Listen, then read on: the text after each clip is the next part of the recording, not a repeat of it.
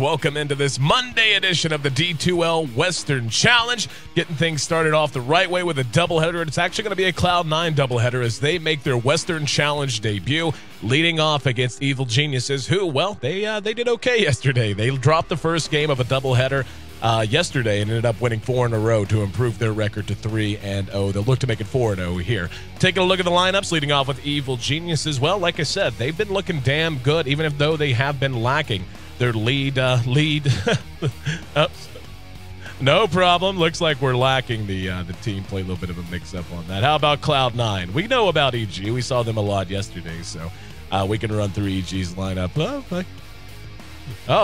There it is. Hooray. Hashtag fire Conrad. It's all right. Does an awesome job all the other time. But, yeah, Cloud9 comes in. As we can see, they've got a couple of points, and actually they already did play. I completely forgot about that. That's hashtag fire AC. It's a hell of a good Monday, and this is how Mondays tend to go in most industries, be it esports or otherwise. However, how about we talk about the players themselves? We got Bone7, the very creative off-laner, and, of course, in mid, the fan favorite Sing Sing, who is a playmaker.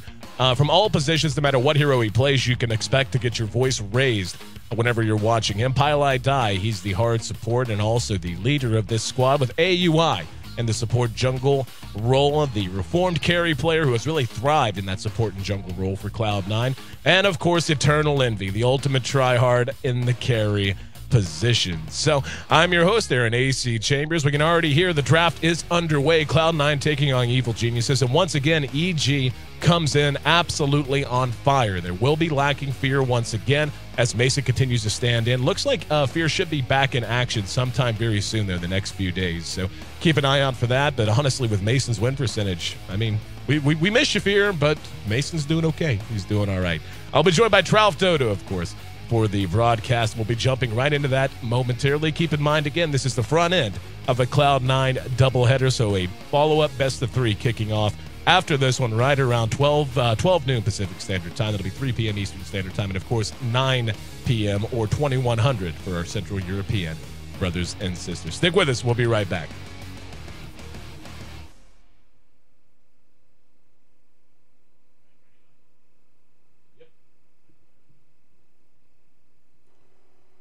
And as we can see, the draft has made decent progress. Cloud9 leading off with that Naga Siren pick against EG.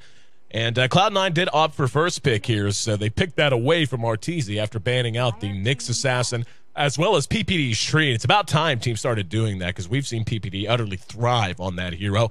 EG, in the meantime, they take out the Lycan. No surprise to see that, and the Ember Spirit, though Ember is a Sing Sing speciality at this point. As strong as the hero is, he's better than even most. And it looks like EG going to be setting up some very strong lanes with the Bane and the Mirana using the Nightmare to set up the Sacred Arrow, while Cloud9 still keeping their options open. Crystal Maiden to join the Naga Siren. Once again, I am your host, Aaron AC Chambers, and on the line with me to break down this draft and, of course, lend insight and analysis throughout not just this series, not just the next, but the entire D2L Western Challenge.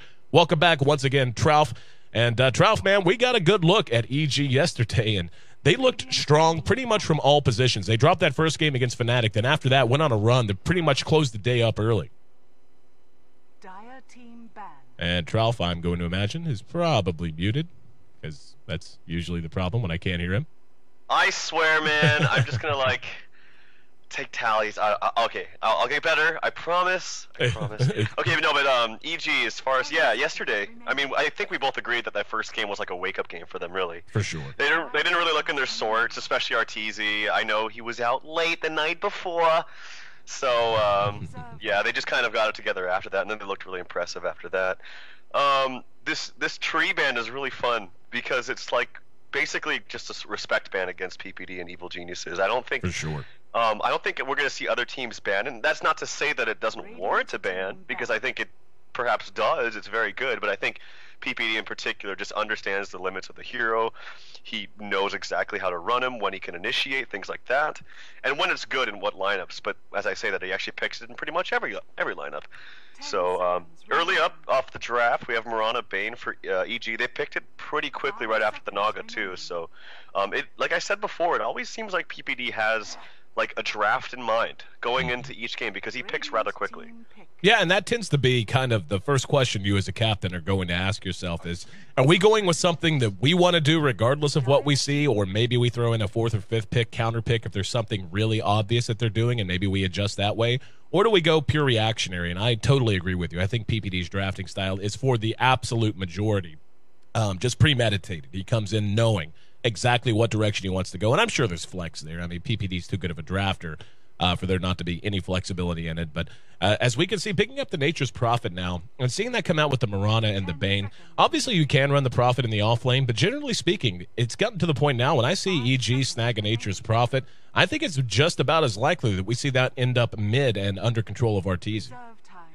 Yeah, I agree with you. I think Arteezy does play it really well mid, but I also think Universe is a fantastic Prophet player. I haven't seen him play it for some time, but I know that he was really, really strong with that hero, particularly not going into the. He was one of the first, well, not first, but at least notable to me as far as playing a Prophet that doesn't go straight to the jungle at level 1. That he really wants to screw with the supports and make them work for their pulls, so to speak. And I think that's a bit of a more effective way of playing the Prophet rather than just heading into the jungle level 1, because he doesn't actually farm that fast straight off. Level 1 in the jungle. So I think being able to make yourself useful in the off lane, screwing around with the supports, getting some levels if you can, is a little bit more effective. But I still agree with you. I feel like, yeah, Arteezy does play this really well mid. Just it's going to have to be up to PPD, I guess, as far as what they want to do. Abaddon picked up here, 4th position here for EG. Now the Abaddon's a fun pick, and where he's going to end up fitting in is really the big question. And I mean, we all know what Abaddon's going to give you. You can do things like farm an Abaddon. I mean, there's nothing absolutely terribly wrong with that. It's just he doesn't scale quite as well as you would like. He's extremely survivable and tanky. And my question is he going to fit into a lane with the Mirana and the Bane? You know, whenever you think Arteezy mids, you don't really think of your traditional mids. Like any other team, I would look and go, well, that's most likely going to be a Mirana mid. Then they'll run an aggressive try, perhaps with a Nature's Prophet, either solo, safe lane farming, jungle, whatever. But just the way that EG tends to play Arteezy or choose to run him, and just Arteezy style in general, is he basically runs a 1 position out of mid instead of out of a safe lane. So exactly. Yeah. So when you see that come out, it's hard to determine exactly what they want to do. And, you know, obviously Abaddon, Bane, and Mirana do make an offensive tri lane that can have a decent amount of punching power. You end up sticking the Bane and the Mirana out there, farm the Mirana even. Or, hell, you could even try to farm the Abaddon if you want to keep Mirana back. Usually, though, you'll see the Mirana farm. So we could end up looking for a solo safe lane farmer or something like that. I don't know. We'll have to wait and see. Cloud9, though, continues to add to their AoE, and they've got a hell of a lot of it with the Darkseer pickup, once again snagging that away from potentially Universe. Yeah, and, you know, another interesting thing, too, is just the whole idea of picking Abaddon into an AA. Obviously, you can't heal people up once that Ice Blast hits, and I'm a big fan of this Darkseer pick. I really think it's quite good for Cloud9. And you mentioned AoE, and I think that's one of the good things to have in your arsenal against an Abaddon, because he very much is good against people that have lots of single target burst. Well, maybe not so much burst, but single target abilities, things like Crystal Maiden and, you know, the Naga Net and things like that. But if you have AoE, it's very difficult to spread out your heals unless you're really, really fast, but sometimes it's just not possible. So, not to mention, I like just more ways to stop, to disrupt Bane, like the sleeps with the ion shells. You can disrupt it that way, and then you can also use the vacuum to cancel the grip, things like that. I just think Darkseer right now is actually getting very, very strong in the metagame. We see EG pick him up a lot, and I think it's going to fit well into Cloud9. I also know Bone7 plays him a lot. Well, there is probably our Arteezy pick. So it looks like, I mean, again, it comes down to how they want to run it. It would seem pretty obvious that they're going to end up putting the Prophet in either solo safe or solo off. A defensive tri-lane with Abaddon, Bane, and Mirana doesn't make a ton of sense. I would imagine they're going to try to put the screws to Cloud9, especially as you see the Naga Siren pick up. That could be a mid Sing Sing hero, could also be a farming 1 position. Either way, she is susceptible to ganking through movement and also susceptible to being pressured in lane.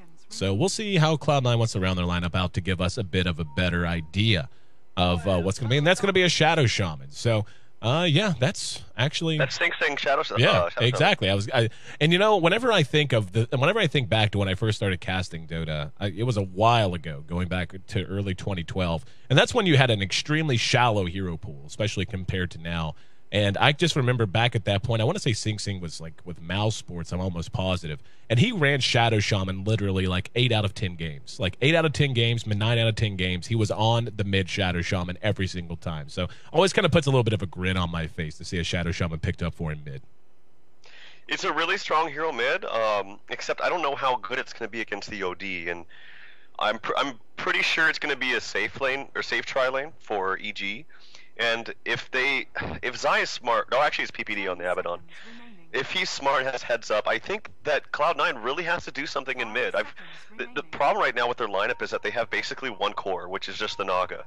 And so if you shut everyone else down, at least in the early game, and she's the only one farming, I feel like they're not going to have much to offer in the mid to late game. Yeah. Because she's the only one that's going to be able to do anything. So that means C9 has to get a start early. Well, if EG understands that, then I feel like Abaddon's going to sit behind mid and just provide a lot of assistance to RTZ. And if he does that, then yeah, it's really got to be up to the supports. I feel this game for C9. We could see something different from EG. They've shown time and time again that they're not scared to go aggro tri lane, and obviously with an Abaddon you can do that.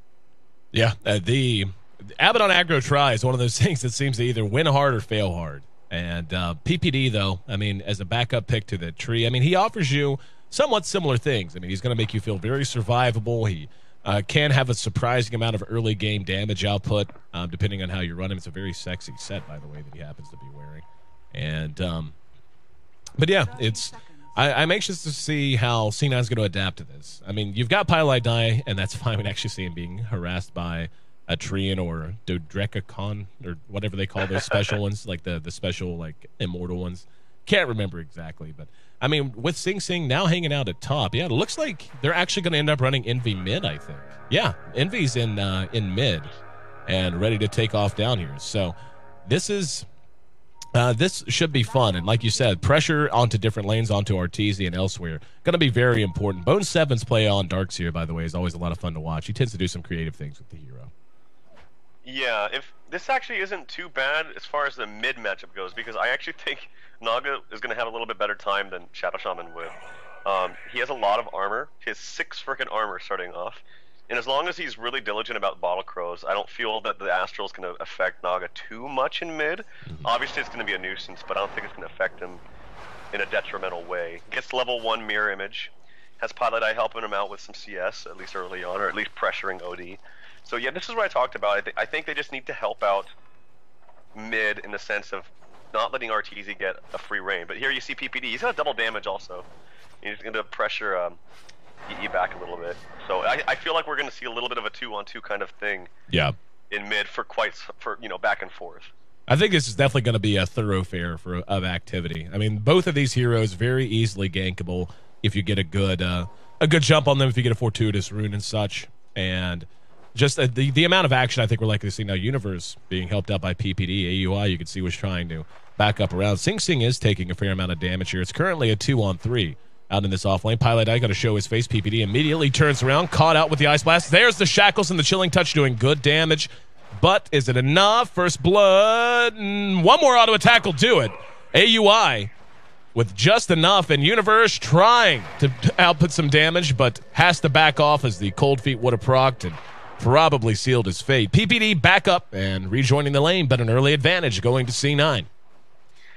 I feel like Universe may have been able to actually get that kill onto CM. It would have been really close. If he kind of attack walked while they were diving PPD, he maybe could have gotten an extra auto attack or 2 off on Pilot Die. It might have traded his life for it though, and that's maybe why he didn't try for it. So going for a bit of a safer play, but yeah, good first blood there for C9. I think they really need it.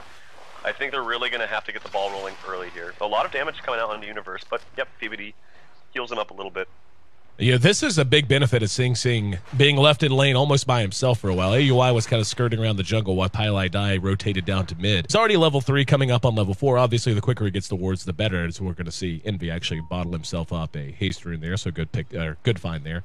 But the fact that he is level 3, we see 2 points in the Ether Shock. Ether Shock is a surprisingly potent nuke in this kind of situation. We just saw that. Nothing but Frostbite and Ether Shock almost brought Universe down, and we're going to see the Aphotic Shield give him a little bit of room to come back up. AUI's there, though.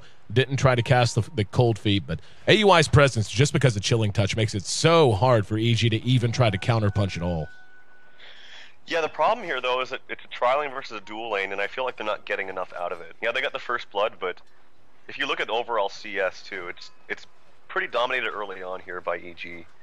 And this is a Furion. Like, he's going to bounce back very, very easily, even if he doesn't have the greatest time in this lane, which he's not having that bad of a time. He's 7-4, so whenever you're kind of breaking even dual lane versus tri lane, obviously it's better for the dual lane because you're using less heroes.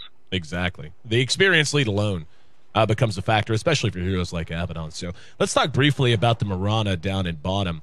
I'm not the biggest fan of the farming Mirana, just because it seems like it takes her so long to get into gear. Now, what she can bring to your team otherwise is, of course, always a value. Moonlight Shadow and Arrow alone, well, hell, even just her ultimate really make her a worthwhile pick. But more and more often you see her run not as a farming 1 or even a 2, but in that support role. How do you feel about her being given this much farm priority, as opposed to, say, another hero?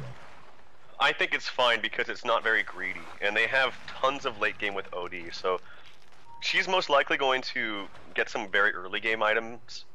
I think I've seen Mason play this before, where he gets something like drums to a Mjolnir, or Maelstrom into a Mjolnir. Yep, definitely. And then he can also throw the Mjolnir onto, you know, Arteezy later on, prevent auto attacks onto him, or if they hit him, then does lots of damage. So I think it's a great pickup here. Actually, it suits the whole team composition as far as being aggressive in the mid game to create space for Arteezy for the late game.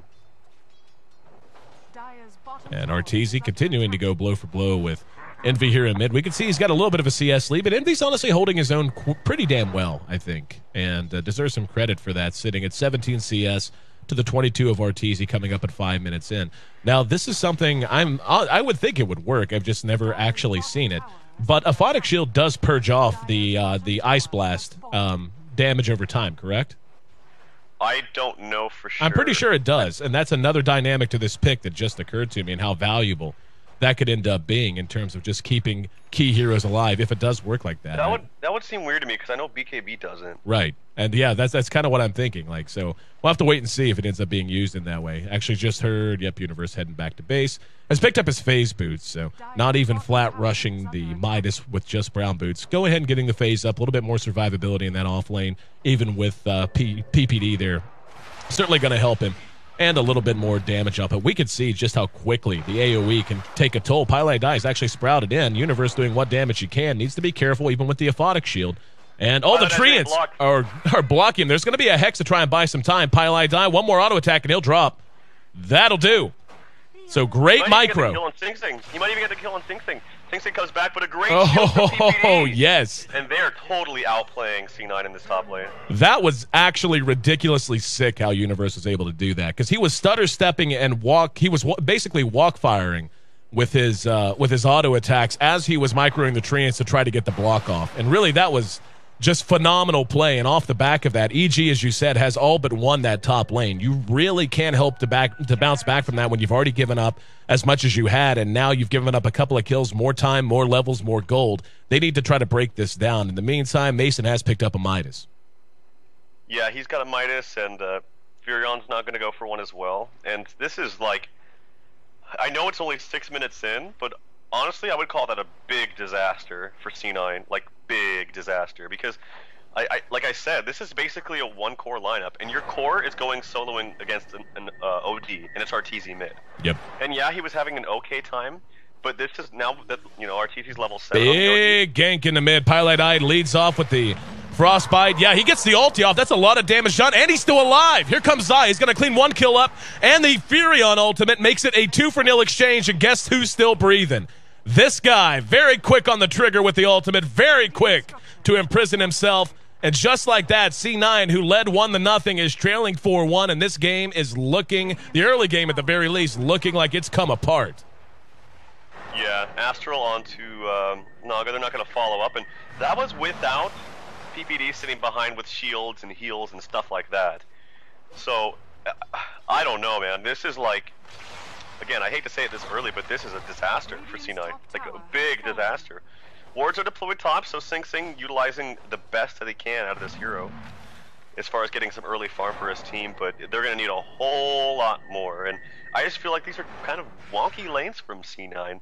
Then again, whatever it is, whatever tri-lane you have, if you're losing to a dual lane, and it's a potent dual lane, it's an like Abaddon makes dual lanes strong. Then you know you're having some problems.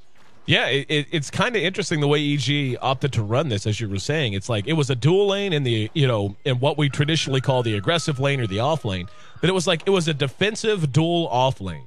They ran up there. They weren't trying to get offensive until the opportunity presented itself. They were just getting battered and bruised and ended up giving up first blood and all that. But for the most part, they just went up, sucked level, said, okay, we're sufficiently far ahead. You've overstepped yourself, and you don't have everyone in lane. They got themselves a couple of kills, and we can see the desperation out of C9. I mean, they committed so much to try to bring down Arteezy. Not only did they fail, but they failed to keep themselves alive. Now we can see they're under smoke again, and it looks like they want to make something happen, but this smoke's already halfway gone in terms of time. It's going to get revealed by Mason. He's invis. Unless he's walking towards him, but they're going to probably get... Yeah, he's walking back and forth, juking us, I guess. As there, they finally go into the jungle. Looks like they want to pick onto... Well, actually, Zai is smoked up in the bottom lane. So they're just trying to search around for something. Zai, he's solo grip onto AA. I don't think he's going to be... Oh, there's the ultimate from Furion, but a needs nice the brain stick. sap. Needs the brain sap. Got it. Don't know what AUI was doing. No idea. Back? Yeah. He had help. They were going to kill Zai regardless. That was a little bit questionable. See, that's one of those greedy plays where it's like, oh, I'm predicting him to run away, so I'm going to run back and get, get maybe some proximity gold. But, yeah, there was no point for him to run back. That was pretty silly. Yep, that's one of those. I could just hear him. If you know AUI, I just hear what he's saying right there. Oh, my God. Yep, exactly. He's like, why would you turn around? Yeah, exactly. That's probably exactly what was said. But anyway, I mean, yeah, he had teammates on the way. Nonetheless, AUI dying, not the biggest deal. It doesn't make any sense. Not the biggest deal. I say it all the time, too. Yep. Like, why would you do that?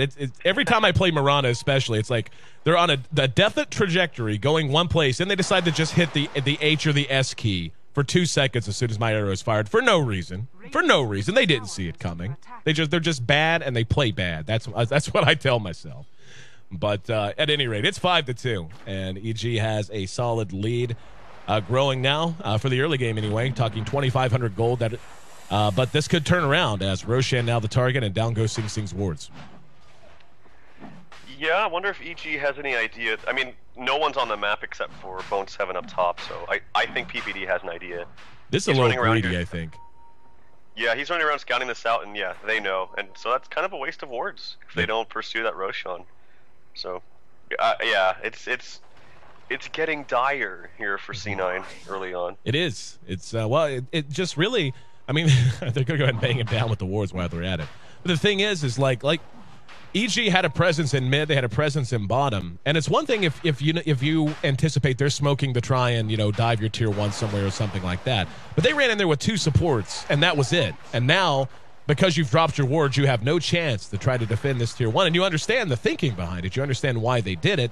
They're trying to be cute and clever. They know that they have the advantage with Ross the wards being able to help them take quick Roshans, but the way they did it was just so transparent and just so unlikely to succeed unless EG just basically, as soon as the wards went down, EG decided to go elsewhere.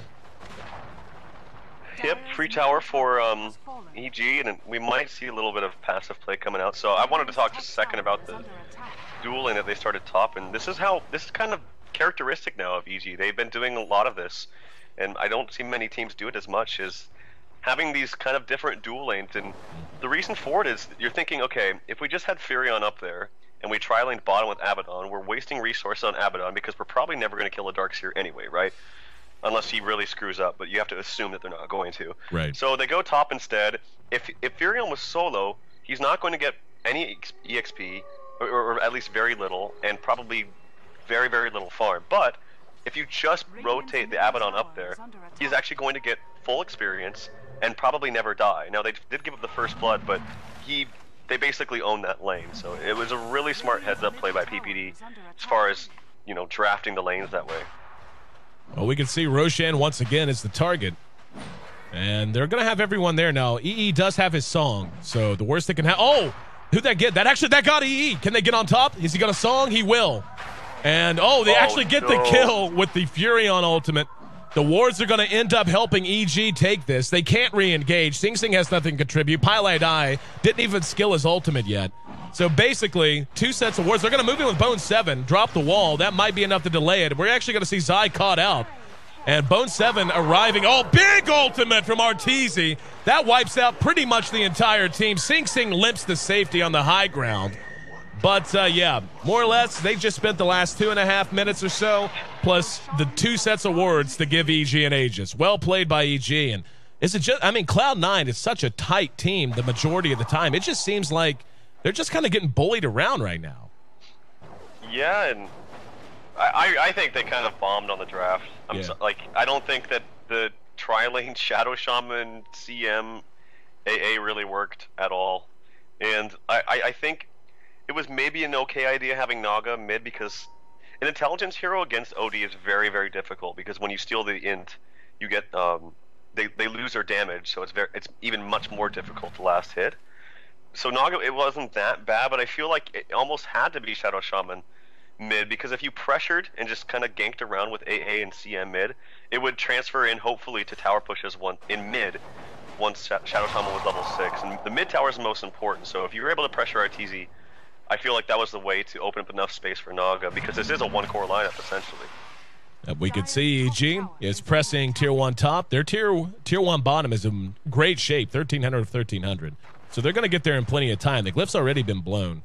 So they're going to get there in plenty of time to defend this, and they actually do have a glyph.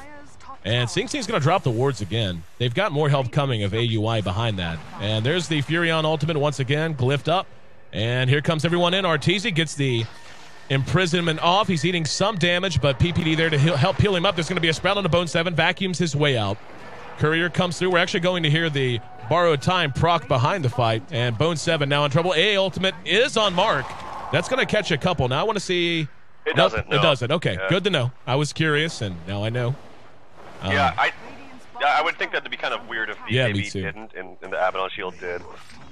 It's one of those things, like, there are just certain interactions, and, you know, if you work with pro players and pro teams, and you talk, especially like me, I share an office with Charlie, who actually manages both of these squads.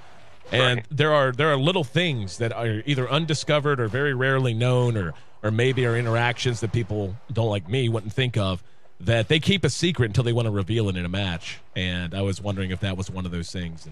And one of those that comes to mind, which we've seen a couple of times now, is the fact that Fury Swipes procs the Maelstrom on Ursa. I remember hearing about that and how that was going to be revealed at some point. So little things like that that are actually really fun. Top lane Zai, he's looking for a grip. Ulti coming out from Universe, I'm sure, but the Cold Feet might stun him before he gets enough damage out. Nope. Oh my god, that's so much damage. Universe is unstoppable right now, and I'm out of ideas for C9. I really am, because it's because of the draft. Really, they didn't draft themselves a way to come back in this game if they lost the early game. So it's very difficult to come up with things. And Arteezy, he's going for early BKB. He has it right now, and I don't know how they're going to kill him. Well, hell, even Mason, who's already got up his perseverance, that will barely miss Pylai Dai. And that's the thing. We haven't even seen Mason be a huge part of half of these engagements. Like, he's just kind of been doing his own thing, you know? And, yeah, it's already booked 3 up now on the Prophet, and a BKB is now done on Arteezy. So we're 16.5 minutes in. Book 3 BKB on your OD. A lot of acronyms. Yeah, and that's a hero that you had to shut down. Yeah. Like, it's just... Whatever Naga's going to get, I mean, on the way to the Radiance, I suppose. It's going to be late, but it's not enough. They're going to need a miracle. But this is such a safe draft. It's not like this is some kind of risky draft from EG. It's a very safe one, in the sense that you have heroes that are consistent, have lots of consistent damage, and you have heals, and you have safety measures. Like, you have defensive sleep, defensive astral, the ulti from Potom, all the defensive capabilities of Abaddon. So. We could C9's actually really, really gun shy right now. They're going to pull back. Here comes Arteezy, who's going to be able to get off the imprisonment. Sing Sing trying to make it away on the other side. Universe comes in, and they basically just totally flipped the script on him. That is a flat-out okie doke that EG just pulled. They were pushing up here at top, forced the reaction, came back amidst the TPs, and now look where they are. As 5, pushing bottom, with Eternal Envy off the board. Taking a look at the net worth. Yep, Envy is worth 3,000 less than Mason, 4,000 less than the other two atop him from EG. On a Naga Siren who at this stage has the Relic and nothing else, I honestly, if they lose a tier 3 or a set of racks here, I bet they GG. And I don't blame them. Like, even if they're probably just waiting to see what happens, what they can do with the Naga Radiance, but she doesn't even have it yet, and their base is getting destroyed right now. They're going to lose racks. I don't think there's a possibility of them getting back in this game whatsoever. So I think they just need to maybe call it and recuperate and think about what they can do differently. Here they go. They're trying for something with a Naga Sleep. Chance for a vacuum wall, and there we go. Wards go down as well. Beautiful vacuum into the wall, and the damage is there on both sides. Arteezy popping the BKB and dropping the hammer with the Sanity's Eclipse. That went about as well as it could have for C9, and they still lost 3-0 on the back of Mason's Moonlight Shadow, and Universe going to chase down Sing Sing. Just tanking it. Arteezy very low as well, and yep, they're going to call it. Sing Sing might get a little bit of a send-off there, popping the Aegis off of Arteezy, but PPD there to get some revenge in the back. And just like that, one of the quicker games we've had so far here in the D2L Western Challenge. EG with the safe draft utterly routs Cloud9 in game 1. It's 16-2. The final kill score took them less than 20 minutes. Yeah, I mean, I'm all for creative drafts. They tried something different. They tried a Shadow Shaman tri-lane in the safe lane.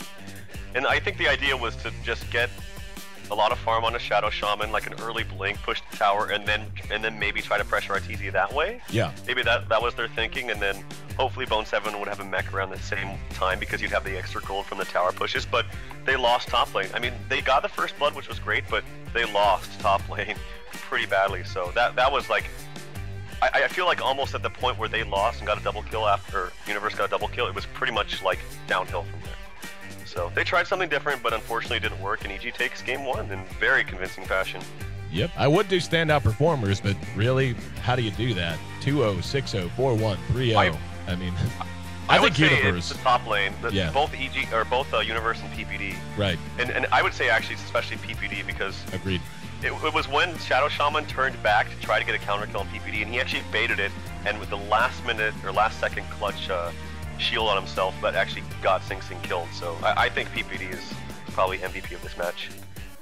18 minutes, 56 seconds, the official game time. And PPD, as you said, could not agree with you. Agree with you more, my goodness. Could not agree with you. Deal with that. Damn it. God.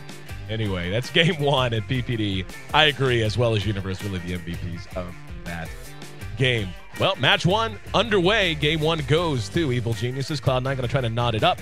We'll see if they can. Coming up next, I'm your host, Aaron AC Chambers, live from our downtown San Francisco studio. Hope you guys are enjoying the show so far, short as it's been.